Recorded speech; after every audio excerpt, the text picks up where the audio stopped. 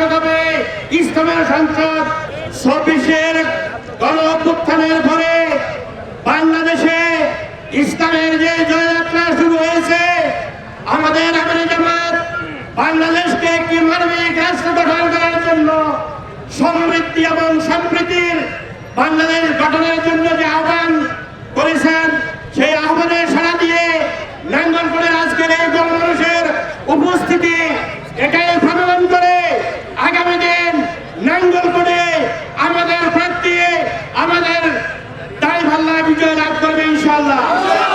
আমাদের নাঙ্গলকোটে যত সমসাময়িক প্রার্থী আছে, আমাদের প্রার্থী সর্বদিক থেকে সৎ চরিত্রবান, ক্ষুধামেরো, আল্লাহওয়ালা, এই সমস্ত লোকের যদি আমরা সংসদে প্রেরণ না করতে পারি, আমরা কখনো তেঁতুল গাছ বপন করে ভর্তি আমরা আশা করতে পারি না।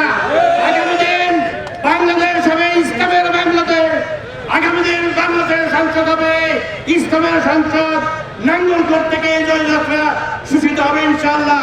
প্রিয় ভাইয়েরা, আপনারা যারা কষ্ট করে এসেছেন, আমি বিনীত অনুরোধ রাখবো, কেউ কখনো ওভারটেক করবেন না।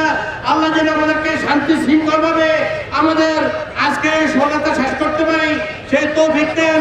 এবং আমরা কাউকে কটাক্ষ করে এবং কাউকে গালি দিয়ে বা হেয় প্রতিপন্ন করে কোনো ভারত বিরুদ্ধে আমরা স্লোগান দিব না। আমাদের দাঁড়িপাল্লা আমাদের প্রার্থীর পক্ষে, ইসলামের পক্ষে, ইসলামের সংসদের পক্ষে আমরা স্লোগান দিব। Channel B+।